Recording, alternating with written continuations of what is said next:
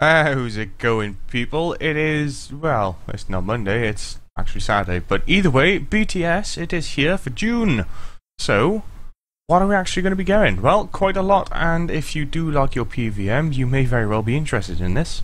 So, starting off, we got the Tusker event. You already know, you've probably already done it, but Tusker's here, and it'll be here until the end of the month, so go poke it every single day, get yourself some points, and then buy some Royal Priest armor, all the abilities if you haven't got them, or just lamps, because why not?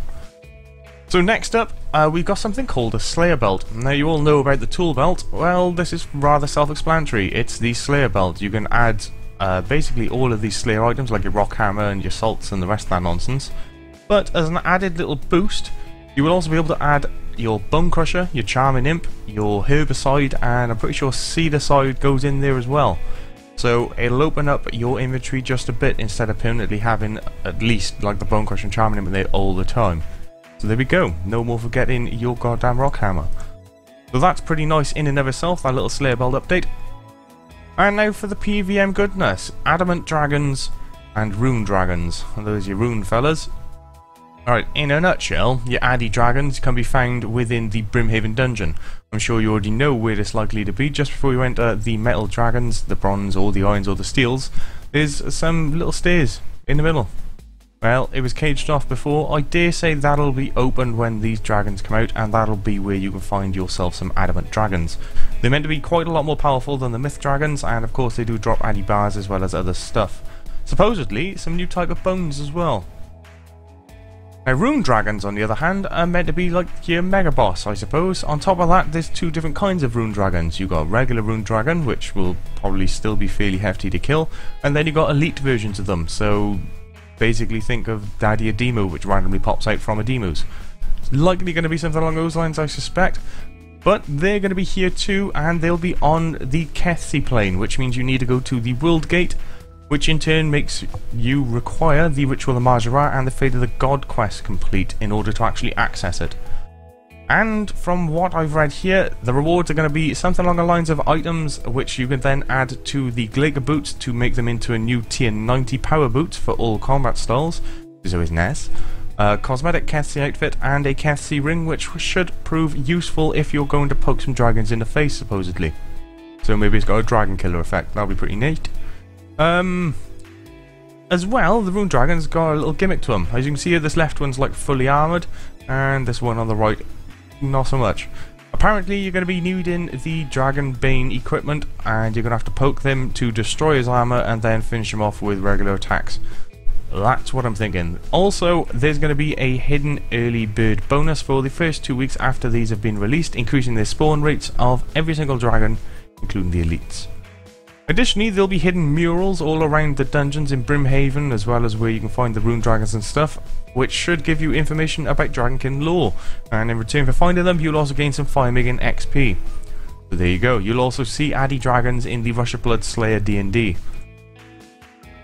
So next up, the ninjas are going to be looking at Artisan's Workshop. Apparently they're making it a little bit more easier to do it, and less of a faff.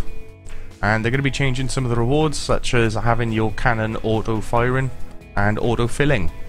So there we go. It should automatically fill itself if you've got cannonballs on you, I'm assuming. If not, you can store X amount on them and they'll automatically refill themselves. Either way, that's a thing, so they're fixing up Artisan's Workshop, so it should be less of a pain in the arse. Right, next on the list, we've got the Fremennik storyline, which is apparently carrying on, and this is all about V, this bloke right here, not V from Vendetta. This bloke doesn't wear a mask, he wears badass horns. V is a hero turned mighty god fella, and I'm assuming he's probably part of the Godless faction. Basically, we're gonna go with him and hunt down some Dragonkin, because that's apparently what Vikings do. Fuck yeah, Fremy. And yeah, that's pretty much it. Basically, you'll have, I'm assuming, some kind of pseudo quest with this bloke, and he'll take you around, and then you got to hunt down some Dragonkin. There'll be stealth, as well as some puzzles and stuff. It's going to be a quest. If it's anything like yourself in the last one, it may be annoying or very straightforward depending on who you are. Additionally, you can obtain a super rare level 75 cape by poking the replayable boss in the face until eventually he drops it. Also, thrown weapons. So yeah, there we go. Apparently it'll also give you access to a resource dungeon, which will include more adamant dragons, so if they're packed elsewhere, you can come to you if you've done this quest. Win-win.